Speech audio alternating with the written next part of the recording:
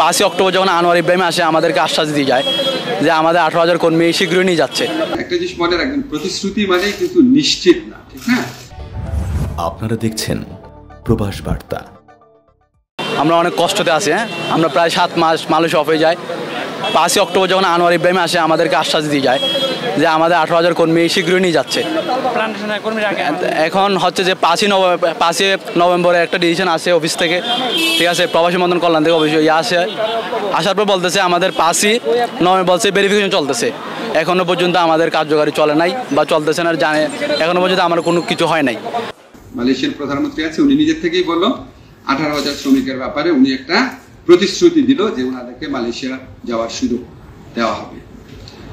এখন একটা জিনিস মনে রাখবেন, প্রতিশ্রুতি মানে কিন্তু নিশ্চিত না, ঠিক না? এখন এই কমিটমেন্টটা এসছে, আমরা মালয়েশিয়াতে আমাদের যে বাংলাদেশ হাই কমিশন আছে এটার মাধ্যমে এবং আমাদের মিনিস্ট্রির মাধ্যমে এই প্রতিশ্রুতিটাকে যত দ্রুত সম্ভব কার্যকর করার জন্য আমরা প্রচেষ্টা চালাবো। আজকে রাতেই ওনাদের সম্মানে একটা ডিনার আছে, সেখানে মালয়েশিয়া যে বাংলাদেশের রাষ্ট্রদূত আছেন ওনার সাথে আমি মিটিংয়ে বসবো। আমাদের লেবার সেক্রেটারি এবং অন্যান্য যারা কর্মকর্তা আছেন ওনারাও থাকবেন।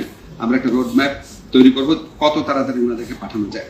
আসিফ নজরুল স্যারের সাথে আমাদের একবারই দেখা হয়েছে, যখন আমরা ওনার সাথে মিটিং করছিলাম উনি আমাদেরকে 24 ঘন্টা বলছে, কিন্তু 24 ঘন্টার পরেও আজকে 3 মাস পার হয়ে গেছে, কিন্তু এখন পর্যন্ত উনি আমাদের একটাও নিষ্পত্তি করে নাই। এখন আমরা ওনার কাছে চাইবো যে 24 ঘন্টার মধ্যে আমাদের যে কোনো কিছু করতে হবে, না হলে আমরা ডক্টর ইউনূস স্যারের কাছে আমরা যাব।